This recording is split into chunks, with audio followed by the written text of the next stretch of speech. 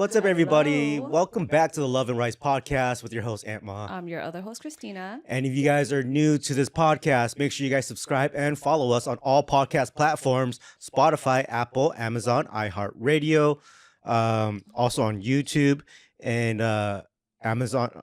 Amazon. Wow. Well, I mean, it is on Amazon though. What? What? What? Yeah. What do you mean? Podcasts are on Amazon Music, isn't it? Oh, okay. Wait, is it? I don't know. Dude, we've done this. This is like our episode number 52. Yeah. And we say this every single episode. I don't think I've ever heard you say Amazon, though. I don't remember. I don't think so. Usually Apple. Well, let us know in the comments on YouTube or Spotify if it is on that. Oh, did I say Apple yet? Maybe you're Oh trying my to gosh. say Apple when you Oh say gosh, all right. Amazon. Well, before people tune out because of this. Also, usually when we are filming this podcast, the kids are in school. But today, for some reason, in Las Vegas, they usually give us a last minute notice on the Friday before, and they're like, "Hey, by the way, there's no school on Monday because there's a staff day," and we're like, "Oh." They got a lot of staff days here in Yeah, Vegas. but I mean that's good though because it's kind of showing that they're working on improving they? and learning new. Yeah, they should be. Yes. Oh, right. Okay, so one thing to note, guys, I know a lot of you have researched moving to Vegas and how the school system is, and it was like one of the worst in the country, right? We were like number 48 at one point. Yeah, I think, but And we moved up now. We to, moved up this year. We moved up to 43. Yeah. And that sounds very, very bad. But that tells you all the people who are moving from out of state, from Texas, from California, Anywhere. just anywhere, we are making the education system a little bit better because a lot of the kids come from the education systems in the other states. And so it kind of helps the teachers out that, that they got to, I don't know what I'm trying to say here, progress faster or... Yeah, they're actually improving because they could be getting worse in the ranking too, but at least they're going up. So Well, the other day, Leia was doing homework, and I was like, "Hey, check your homework. yeah, Let's see if this is first grade level homework." Because I've seen a lot of things on TikTok where people are saying like, the homework and stuff is like really low level homework, right? Like it's not for the grade level, and so we saw it, and I'm like, I don't even know what this stuff is. I'm Yeah, like, this is so- definitely above first grade level. yeah. So basically, what we've noticed with the school system out here is that usually they try to be very inclusive with all of the students, and they try to get them to a middle ground where when it comes to what kind of lessons that they teach them. Yeah. So basically, they do weekly tests, and then they kind of see where all the kids are. So there could be some kids that are really rated above average, right? And there could be some that are really below and struggling. So then the teachers they adjust their curriculum to make it so that it's easier for everyone at the same time. So it's great that they're helping the people who are struggling with their education, but also I feel like it kind of brings the other people down to a lower level that are already kind of more advanced in what they're learning and stuff. So I think that's what they're kind of talking about. But with me checking Leia's homework, I do it with her every day. And I was like, yes, definitely it is first grade, because there are some questions where I would have to read it and I'm like, wait, what does this mean? Because it's been so long since we've learned this kind of stuff.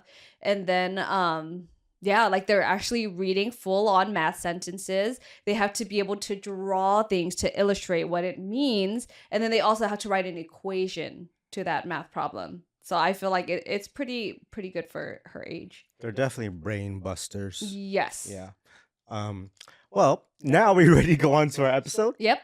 Okay. So on today's episode, we're going to be talking about family financial planning, saving up money for the family, saving for the future, and teaching kids about money. Mm-hmm. So the first thing that comes up is always about our kids and money and how they're learning it. How hard is it to teach kids about money right now? So remember, guys, our kids are 4 and 6. And there have been some situations that have come up, but how hard has it been to teach them? I feel like in the beginning, it's always more difficult because you're trying to get them to understand the concept of money, because to kids, I don't think that they understand that money is limited and that you have to work hard to be able to get money. So then to them, they're like, oh, we have this influx of money that we can just keep spending on. Like, we don't have to worry too much about like having a house and a car and paying for utilities and stuff like that. They're not to that level Well, yet. definitely at this age, they don't understand the value of money, Mm-hmm. but they do understand money, that things cost money. You know, they know that you have to buy stuff to get stuff. They just don't know where money comes from, really. Yes. Like, I would say 4-year-olds and under, they don't really understand that too much, right? Yeah, when I went to the store yesterday, I took the kids with me to Ulta. Yeah. And then I went to do a pickup order. And then Leia and Enzo, they're like looking around like where I'm standing, and they're looking at all these things that are on display, and they're like, Mom, does this cost money? Yeah. And I'm like, yes, everything that's in the store costs money. You have to pay for it. And they're like, why? But why is it up here then? Like, we can't just have it? And I'm like, no, you can't, because these stores have to put these things on display so that people can look at it and see what they want and then pay for it. And they're like, why? I'm like, because they need to make money to be able to have this store. That's getting really close to teaching them about stealing. Yes. And that's an important thing that I think we have to start talking to them about, because I feel like they don't really understand the concept of stealing yet. So they don't. So right now, what happens with money and the kids is that, you know, a lot of times they say, "Hey, Dad, why are you going to work?"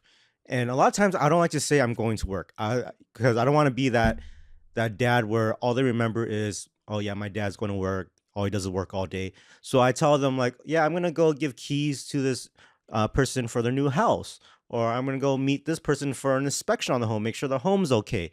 So I explain my work so they don't think it's like they just memorize the word Yeah, work. like, oh, he's you just know? leaving us to work all the time. That's don't- it. So it's like when you, well, because they do see that you are working all the time, right? But then when you're actually putting the personal touch to it, like, oh, these people, I just helped them find a home and I'm going to give them their keys so they can start living there. Then they're like, oh, that's cool. Like, you're working, but you're also doing something cool for other people.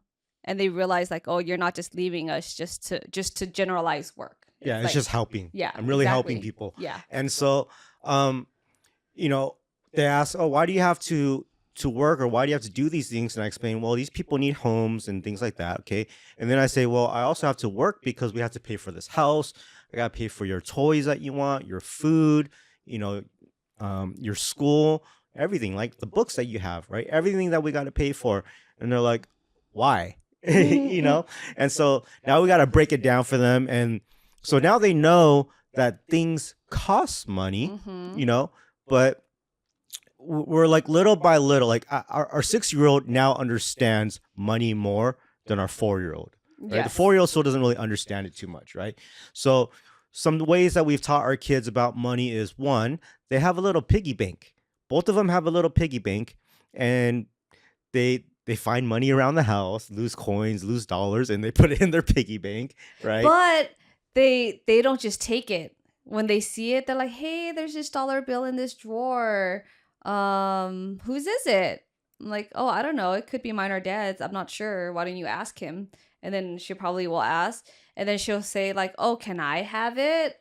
So I'm like, "Okay, cool." So they ask about it first, and they're like, "Okay, well, if you don't want it, I'm gonna take it," rather than like just stealing Right. it and putting it inside. So this is one of the things that older people have taught me. They're like, when your kids ask for something or money, give it to them, because if you don't, they're gonna steal. Mm-hmm. That's You know, true. so you got to find that in between for that. So that's very, very important.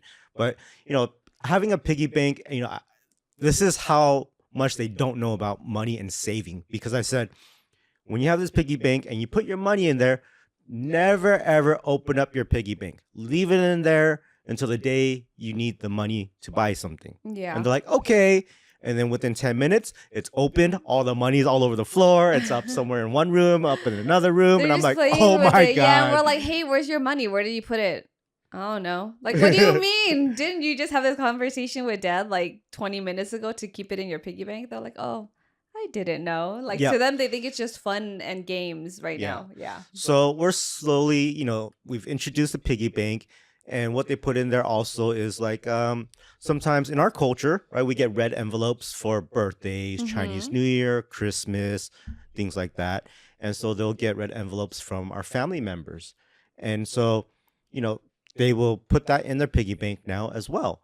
Another one is Birthday money. birthday. Yeah, it's like red, like gift money, right? Tooth fairy money. Yes. Yeah. So tooth fairy money is a big one. Okay? This Yes. is a very big lesson that we taught Leia. Um, her first time, how much money did we give her on her first tooth that she lost? I think we gave her 10. $10. Yeah, 10. Was it 10? Yeah. Pretty sure it was like 20.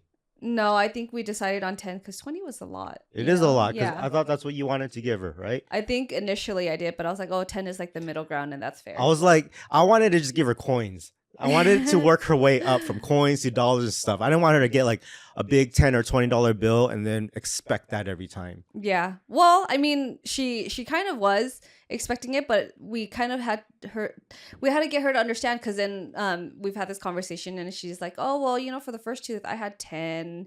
Oh, no, it's not 10. I remember what it is now. What? It was $5. She got $5. Was it 5? And the reason why I remember the $5 is because she put the $5 bill in her piggy bank and she said, I'm going to use this to get shave ice at school when the shave ice truck comes. Oh, And okay. I was like, okay, yeah, you can use your Well, that's $5 fair. for that, you know, and get yourself some ice cream or shave ice at school on those special days that they come. And so she hasn't gotten it yet. And it's been like, I don't know, 6 months or so. And she's really excited to use that $5, you know. So right there already holds value of like, oh man, I lost a tooth. That's $5, and I'm gonna get this dessert, right? Yeah. And so she's so excited to use the value of that money. And the bigger lesson comes when she actually gets to use it, right? Because now when she gets to use the money and she enjoys the dessert and she's like, oh my gosh, losing my tooth was so worth it. This dessert's so good, right? And I'm gonna ask her, was it worth it? Because after 10 minutes, she's going to be done with her dessert and the money's gone. Mm-hmm. And I'm going to ask her, was it worth losing your tooth? Yeah. You know? Yep. And she might say, yes, it was. And she might say no, because it took her how many years to lose that tooth? Yeah. And that also, like, the lesson that she's learning from that is that you have to make sure that you're taking care of your tooth. Like, you can't just have any kind of, like, tooth. It can't be all nasty. Oh my God, and imagine brown, now. And then she's She's like, like, here. Imagine she's like, oh, how do I make more money from my teeth? And now she's like wiggling every teeth at school and class. She does do that. Like her two front teeth, it was kind of wiggly a little bit. Yeah. And then she'll just like, she was constantly moving. I'm like, Leia, don't move it too much. Like, don't force it. I want $5. Yeah, I'm I like, want don't 10, force it. Yeah. 20, 30, 40. And then like, That's the mind of a hustler right Yeah. there. and she's like, well, it hasn't come off yet. Like, what do we do? Can we just like pull it off? I'm like, no, you can't. Like, you have to wait and you still have to take care of it. Like, you have to make sure that there's standards to the way you're giving your tooth. You know what I mean? You have to be responsible. If the kids find a loophole and want to wiggle their tooth away to get more money, this is where you now drop the value of each teeth to where it's like, oh, all I got was $1. It's not worth it for me to keep pulling and wiggling my teeth now. You know? Yeah. Well, So you got to change it up on them. That's true. But I guess like with her, it was like, oh, well, she was saying this to me. She's like, oh, well, if my first tooth was 5, like I was just thinking that it's going to be 5 and then 10 and then 15 and then 20 as each tooth comes off. And I'm like, it doesn't work that way. The first tooth is always a special one because it's the first one. Like, you've never experienced it before. But after that, you can't expect it to increase. Like, over time, I guess the value depreciates, right? But it's like, how do you explain that to her? Well, here's another lesson that we gave her the other day. The kids had a book fair at their school. And so we took a look at the book fair. We looked at all the books. They looked really hard to find a book. They absolutely love reading. And they didn't find anything that they wanted. And they're just like, oh, how come we can't get any of these books? And, you know, I didn't approve of any of those there. I'm like, let's go to a bookstore and Like get some. an actual bookstore. Let's get something that is more for your age, not just like a bedtime book for toddlers. Like, you're 6 now, we can get you an actual book for 6-year-olds, you know? And so they instead they found these really cool, cute erasers, like a little unicorn eraser. Enzo found a cotton candy eraser. And so they were $1 each. And, you know, I don't like buying them things that don't really mean anything. Like It has to that's have more of some an kind of impulse buy, value to right? it. Yeah. So I was recognizing it as that was impulse. They just wanted something. Yep. I was okay that it was just $1. But the lesson was I told her, "Do you have $1 with you?" And she said, "No, I don't have $1. Where am I going to have $1?" Right? And I'm like, "Okay, well, if you didn't bring $1, then we shouldn't get this." And he's like, "Oh, but I want it." I said, "Okay, well, here's what we can do. I will pay for your eraser first. I will give you the $1. When we get home, you have to give me $1 back from your piggy bank." And then she said, "But why?" I said, "Because you didn't bring your money. So I got to help you, and I want you to pay me back when we get home." And then she said, "But you have more money than me." Mm-hmm. And right there, I was like, "Oh, I can't believe she said that." She said, "But you have more money than me." So now it's like entitlement, and she expects that we pay for everything for her, right? Yes. So this was a very, very big lesson where I was telling her, "Okay, you know what? I can buy you this, but you definitely have to pay me back." And I wanted her to feel the loss of $1 for this little unicorn eraser that was like 1 to 2 inches. Yeah, because You know? with kids, they go to every store expecting to get something from it, and they're just like, "Oh, but it's so simple. Like, I just want to get something so small, like Right. from mom and dad. Like, it's not gonna cost much and whatever." Yeah. So I wanted to show her like, okay, my hopes in that book fair was for her to give me $1 back at home and be like, "Damn, that wasn't worth it." You know? Yeah. That was what I was hoping to get out of this lesson. So we bought the eraser, I paid for it, right? We go home and in the car, she's like, "Okay, Dad, remind me to give you the $1 back." I'm like, "Oh, cool. All right. That's good. That's a good start." And then um right when we get home, Enzo comes with $1. Yeah. And he's like, "Here, Dad, here's $1."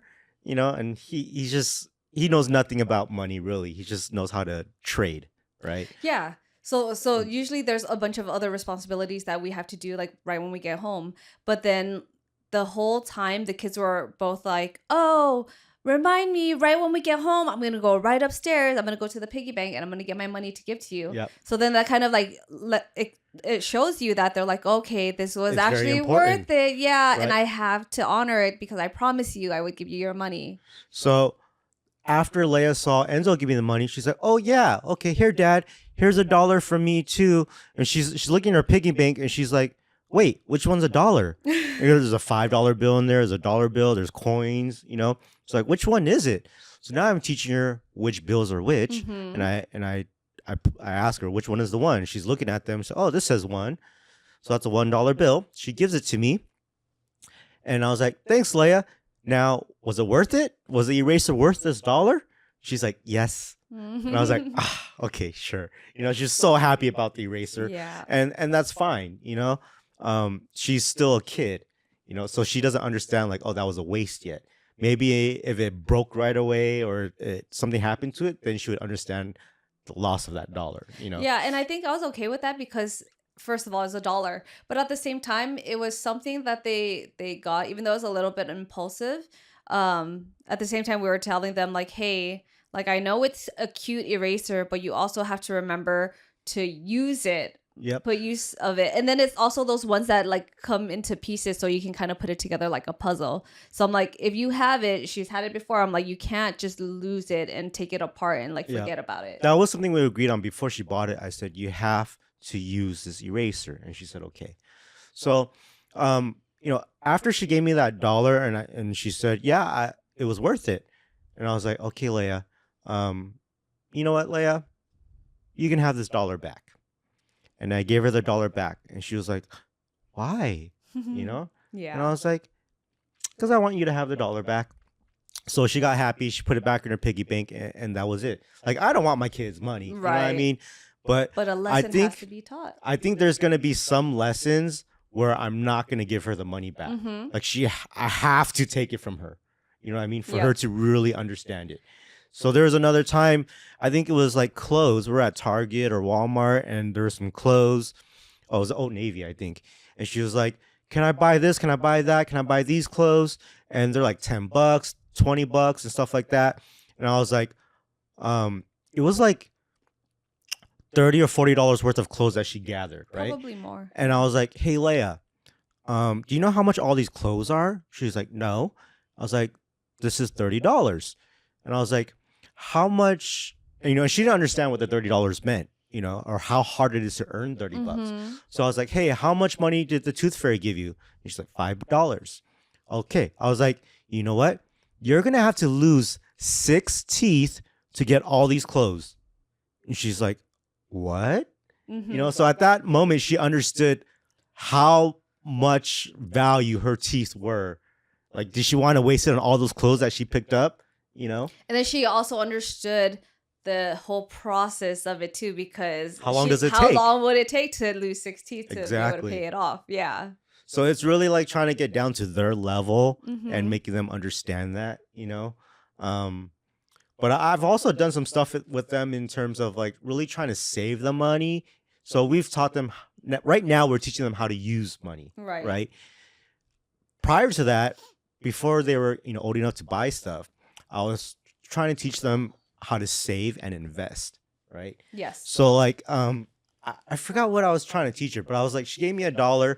I said, hey, do you want to go use this $1 right now on a snack, or do you want to hold this $1 and one day it'll be worth $2?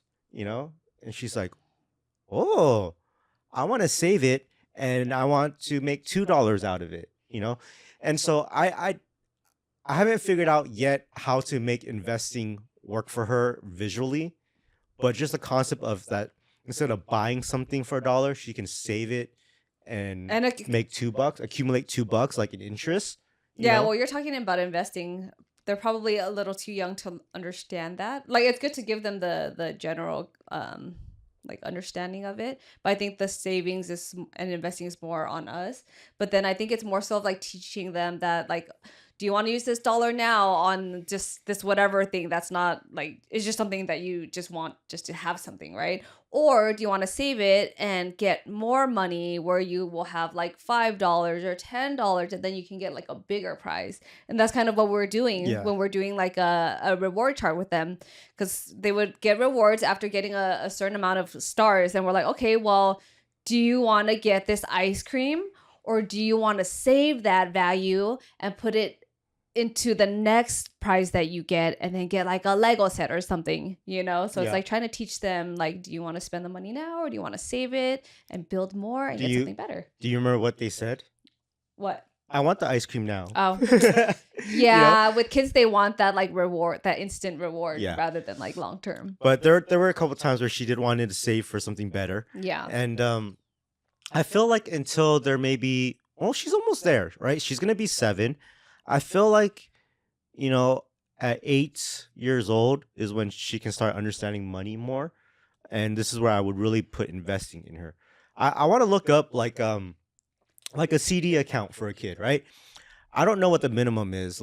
I hope the minimum is like $100.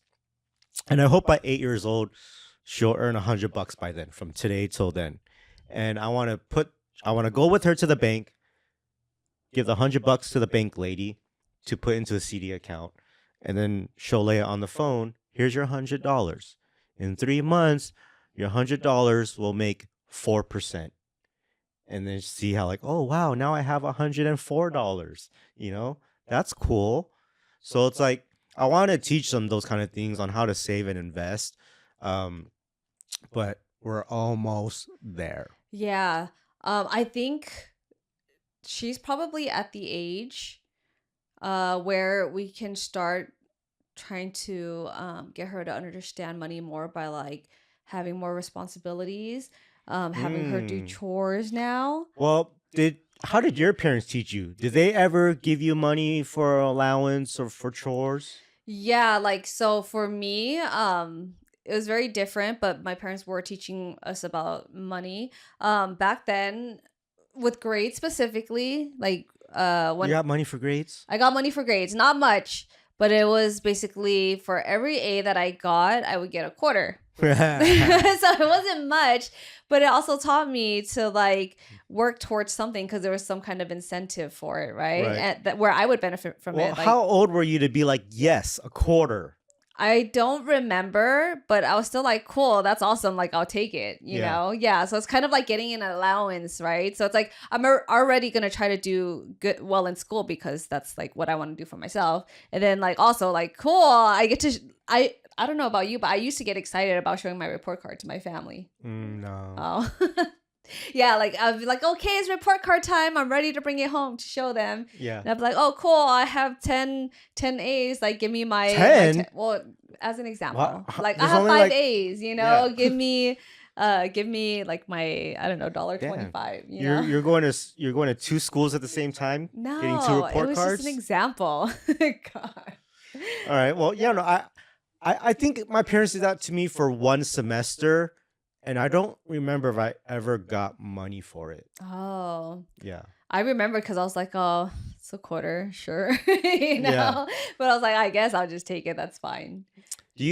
I think rewarding for good grades is good. I remember my parents used to say like for chores, I never got an allowance. I never got paid for chores. Yeah, I didn't It either. was more of like, no, we buy you food. You live in this house. It you was know? trying to teach us to be grateful and to have gratitude toward just Right. like the simple stuff. And we try to teach the kids the same thing, and they're just like, like they Yeah. don't realize it yet. I mean, I as I got a little bit older, I think at like 8 years old is when I started making money with my dad.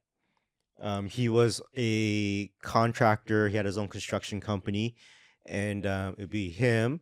It'd be people from Home Depot, and it would be me. And this is where I'll be making money with him. So on the summers, he would take me to work at like 6 in the morning, and we would build homes. Oh, you know? wow. At And 8 years so old. he's like, "Hey, I'll give you $100 today if you can paint the outside of this house." And That's I'm like, actually "Cool." not bad. That's, yeah. Yeah, so one day of work is $100. That's pretty good for 8 So years old. I learned how to paint a house, inside, outside. Then he's like, "Hey, I'll pay you $100 to um, lay new grass in this front yard." So I gotta dig Wow. up and then put, the I don't even call it the squares of grass and stuff and lay them and all that. And so, instead of paying a Home Depot guy at that time, it was $100. So he was paying his kid $100. That was a lot back then. And so, over the course of summer, I would have like, I don't know, maybe $600, $800, something like that, because I would work Wow. like a couple weeks. I think some of the times it would be like $50 he would pay me. A lot of times it would be a lot about hammering, framing, building stairs, stuff like that. I would have to do um, roof work, install a roof. I'll be anywhere from 8 years old to 15 years old. I was doing that with my dad every so often. That makes sense because that's why you're so handy when it comes to like you did Ryu's little like his pee area. You're able to put the grass and everything on there like I for mean, him. it's just easy. It's just you just dig and you nail and that's it. Yeah. And cut. And so at that time when I was 8 years old, that's a lot of money. So I'm buying video games with it. I'm buying but I'm taking bus rides to Chinatown, buying banh mi, playing at the arcade. That's what I'm doing with my money. at That's that a lot time. of money at that age. So did your parents hold on to your money or did No. they? Oh, okay, so they let you have it and let you Hmm. spend it however way you wanted to. I don't think they knew where I spent the money. Oh, so where did they think that it was? Like just in a piggy bank? I have no idea. Oh, wow. So that's where it stopped, because it's like that's the difference between different cultures and different generations and the old times, because when your parents are immigrants and they come over here, they only know so much. They taught me hard work. They Right. taught me how to earn money. How to But survive. they didn't teach me how to use my money and how to make more money from it. Right. Right? So like I would do the same thing that my dad taught me to our kids, but now it's like, hold up, don't spend the money. Let's put it in the bank. Let's do this with it, that with it, stuff like that. You know what I mean? Or they would just use our money, like whenever they would get it for like Chinese New Year and the red Right. envelopes and stuff. Like I don't recall ever seeing that So money. I rather them, the money that they earn, put it somewhere so we can use it for something else. Mhm. Now, if they want to buy something, I rather buy it for them. So they can still get what they want because they're kids. Kids, let them live and be kids. But the other part of learning and investing and saving, they need to learn that stuff. Mm-hmm. So if you take that money away from them for them to buy their own things, I think that's a big lesson that we're taking away. So I rather buy them the rewards and still let them invest, you know? I think once they get older, then you can start like to pick and choose what things you want them to be responsible Now for. when they're like teenagers, like 12. Yeah. At 12, that's when you can buy stuff with your own money. You want to go to Mhm. the movies, you use your own money. You want popcorn, icy, you use your own money. But they still, there's got to be room for them to understand how to make money grow, Right. you know? So, you know, my dad, when he taught me about money, it wasn't really his, what is that sound? Are you farting? No. There's always, it sounded like brr, brr. My phone. Who's calling you? You left your phone on right now? Yeah. What is FaceTime I have audio? no idea. I've been getting this call like all the time. FaceTime audio? Yeah. It's probably like a scam call. Pick it up. You pick it up. You pick it up. You pick it up. Hello? Hello. Who's this? This is the FCC Chinese Department. You speak Chinese? 中文可以吗？你好。 No, why are you calling my wife? You don't speak Mandarin? Why are you calling my wife? Okay, fine. No. Why are you calling my wife? He just- What are you talking about? Oh man. So I've been getting this phone call a lot, and it's like an LA number. And then they keep, so usually with T-Mobile, they have like a scam likely option, right? So That is a usually- scam. That's why it's a FaceTime audio. Yeah, so they outsmarted the system because usually when it's a scam, it'll pop up and say scam likely. But this one is like FaceTime audio. So you're like, what is this? That's interesting. Yeah. Well, sorry we had to do that in the Yep. middle of a podcast, but that was interesting. I had to pick up. I had to find out who was calling my wife, and I didn't know that Face- number. Yeah. Yeah, why was someone trying to FaceTime I you? have no idea. But I You feel got another guy?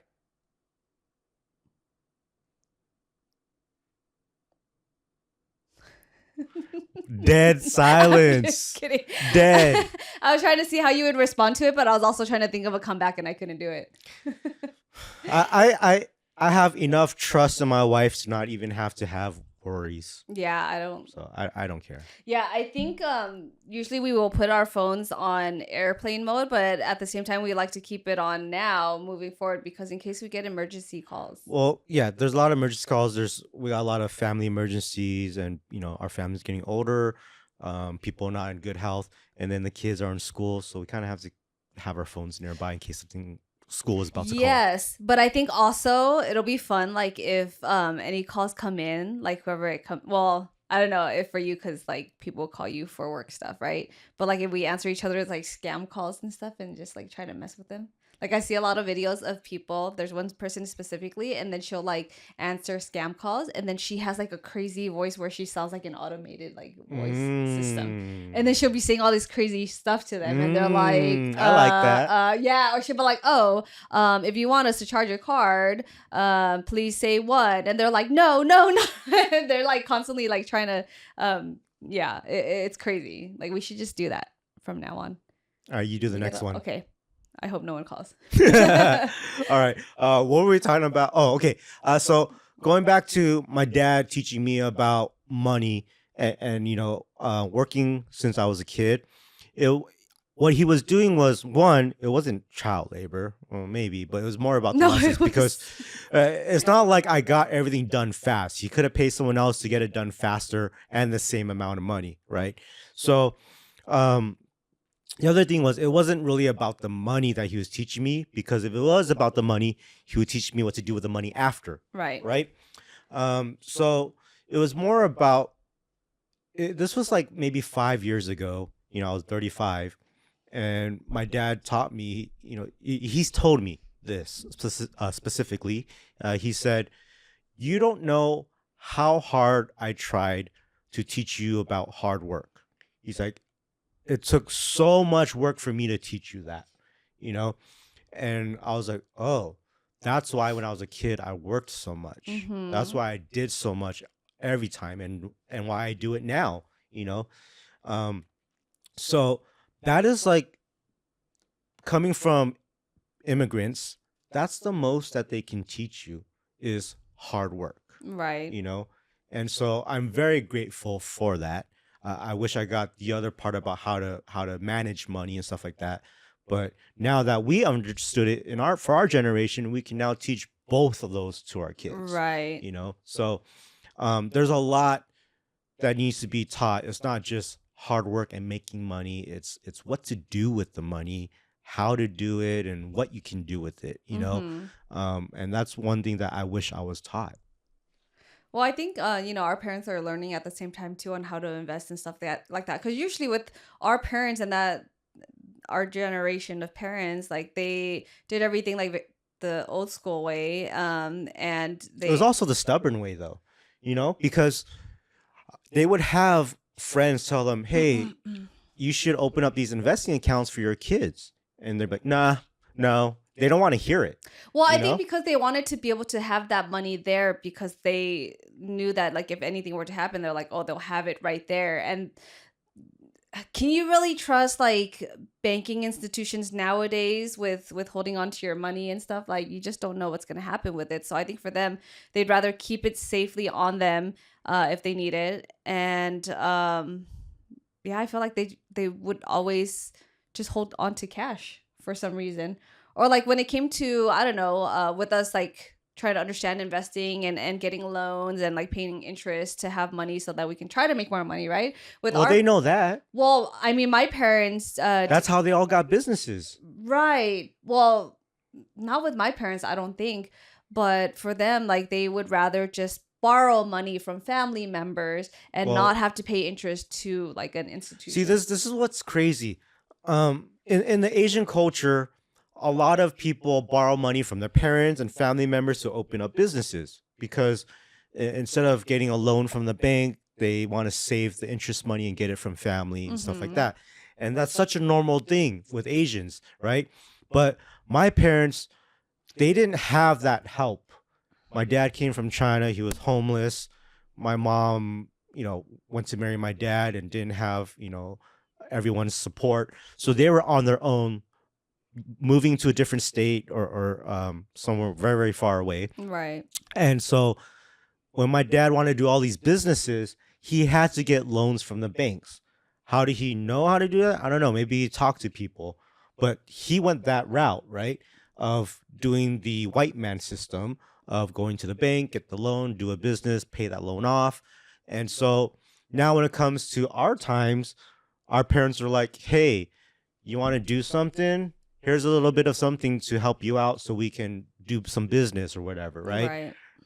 And I'm at this stage where I'm like, no, I don't want your money. I want to do it myself and get my own loans from the bank, and I want to pay that interest every month. I mean, you kind of don't, because those interest rates are kind of ridiculous if you They really are. think about it. They are, but it's a totally different feeling. It's like, the concept of what you're doing and Right. being able to do it on your own. like my very first business, I had my parents' help. When I got that laundromat, I had my parents' help. When I sold it, paid them back right away, and that was like within 3 months. But it's like when I had my first business and made money and sold it, selling the business made me very happy and it helped with my growth. But while I had the business myself, I didn't feel like a businessman. And it might have been because I got help for that. Mm. And right now we're doing some businesses and we have loans from the banks. And I feel completely different right now. Like now I feel like how an owner of businesses should feel. It's a completely different feeling. Because you're able to do it without getting help from your parents. I think so. It just feels different. So it's like, I don't know. I don't mind helping our kids in whatever it is that they want to do, but eventually they got to do things on their own. Yeah, and maybe that's why there are a lot of parents who kind of just let their kids figure things out on their own. Like they'll try to be there to help, but they try to be as hands off as possible because they want them to be able to figure it out on their own. And then once they go through it, they feel more of a sense of like independence and accomplishment. Well, I feel like the richest parents in the world help their kids the most. Mm-hmm. They hold their hand the whole way until they're actually operating what they're doing, and that's on their own. Yeah. You know, but like they will do everything else for them to get them there. I mean, from what we've seen, yeah. Yeah. Mhm. You know, and I think that's a good thing, because if you are that wealthy, you should pass that knowledge on You to your should be kids. investing in your kids. Yeah. Yeah. So that's true. So there's some other things that have taught the kids about value of money. What are you doing? I was What? You do like some stretching exorcist. my neck. Dude, so like my neck is all stiff, right? And then I was like, you know what? I think my neck hurts more because I don't know. I just had like a light bulb switch on, but I was like, in the middle of the podcast. yeah, yeah, because I can feel the tension, and then I'm like, oh, you know what it is? Because when we're watching TV at night, because we haven't built the fireplace yet, we're like watching like this the whole time because the TV's this way, and I'm like, oh, I feel a crick, and then when we're doing this podcast, I'm looking at you, and I'm like, dang, like I feel it even more. So I was like, this feels so tight because I'm always looking this way. So I was trying to see, like, I don't know. I can't turn it all the way Oh my because I God, don't guys. usually do. This is a pretty raw podcast today, guys. I hope you're enjoying all this rawness in here. But go. I don't even Go- know what you're asking me. Going back to another way we've taught the kids about value of not just money but life is a lot of times we go to the grocery store or we go to a restaurant, and what do we see? We see a homeless person, Oh yes, you yep. know, Mhm. and you know, a homeless lady or a homeless man will ask, "Hey, do you guys have any money to spare?" And then Leia goes, "Why is that person asking for money?" Mhm. And now we explain to them, like, you know, something must have happened in their life. They don't have a house. They don't have food. They don't have clothes. They can't even look, Leia, they can't even take a shower. You know, they look very dirty Yeah. and they look very hungry. And she's like, "Oh my gosh, it's so sad." She's like, "Can we give them something?" You know, and we go to the store in Vegas. It's called Smith's. Smith's. When you go to the produce section, they have They have free fruit for kids. a little Yeah. basket, and it says take one, and it's for the kids to take an apple or a banana, you know. And so we're in the market, and the kids are, you know, they're like, "Yeah, I want a banana, I want an apple," and they're happy because they get it for themselves. And so after we're doing the whole shopping and we leave the store, we see the homeless person again, and you know, they're like, "Hey, can we give the banana?" Or what was it? Were they asking for us to give them money? And we were like, "Hey, let's give them your fruit instead," or like, "Well, I don't remember what it was. Like, I don't think she was specifically asking for like anything in particular. So she's like, "Oh, do you have anything to help?" And I think that's when we're like, "Oh, well, like, do you want?" I think we were like, "Oh, do you want this banana?" Right? okay." Are So you hungry? we asked Leia, "Do you want to give up your banana to give to this lady because she looks hungry?" Yeah. And Leia's like, "Yes, you know, I want to give her the banana that I just got." Oh, you know what it is? It was this lady, and she was walking around asking people for stuff. And then, like, you can kind of see that she had like some kind of medical condition, right? Because her feet were like all swollen and stuff.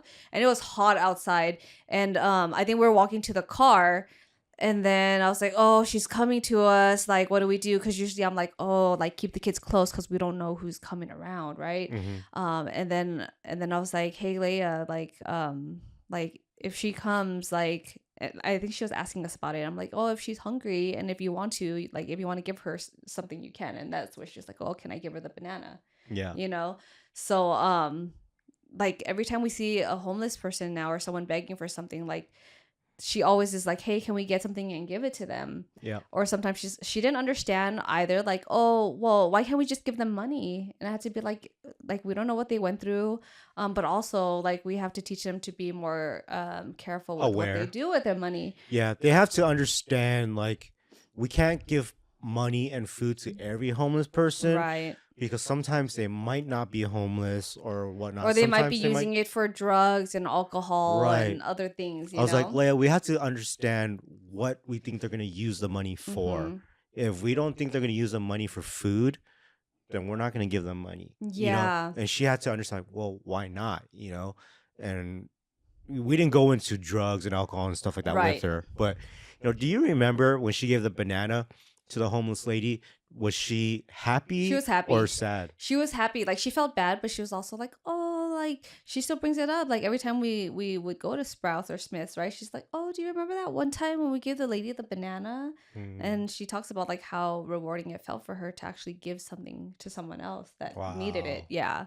So I thought that was, like, a pretty important lesson for them. But also, like, hey, be careful. You can't Yep. help everyone. We can do our best and we'll assess the situation. But, like, it's nice to help other people and Yeah. not just think about ourselves.